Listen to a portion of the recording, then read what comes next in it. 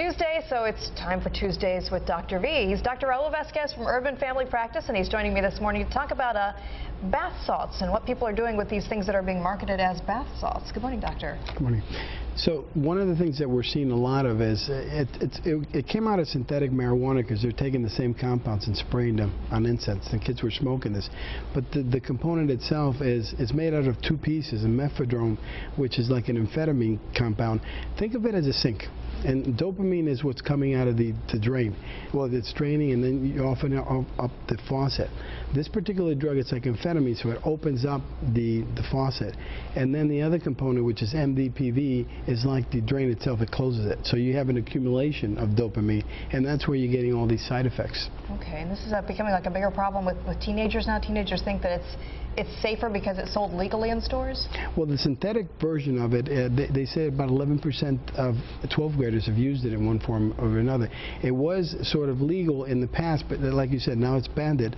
But they're still reinventing the structure itself, so it's still coming out in a different form.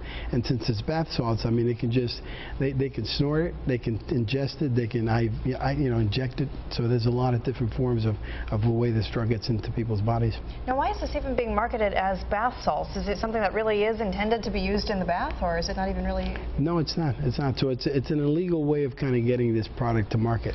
Okay. Because it tells you it's not for human consumption. Okay, and what are the dangers of using this? What can happen to teens who use this for a while? Well, remember, the brain is like there's a lot of chemical interactions that are taking place in the brain, and you're adding this to it.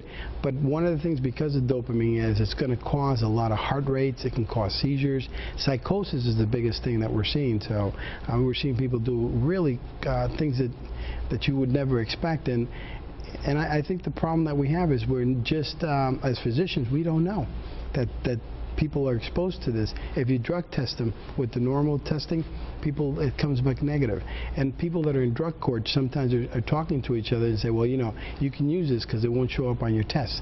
And I think it's leading to major problems. And it's an epidemic that we've talked about in the past, and I think it's becoming more and more prominent now.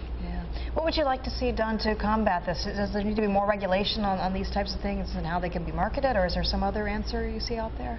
Well, I think it's a very good question. It's hard because it's a market that's making a lot of money, so they're reinventing the chemical structure. So we may ban one form of it, and they just change the structure and produce something else. So if it's not Spice K2, they just give it a different name, market it in a different way. And I just think that at one point, we have to really look at all possible structures, similar to what we did with Sudafed, where it was regulated and really taken off so that there was no access to it. Yeah, at this point, it's kind of like whack-a-mole, and you knock one down, another one pops up. Yeah, unfortunately. All right. He's Dr. V, Dr. Raul Vasquez. Thank you very much for joining us, as you do every Tuesday. We'll be right back.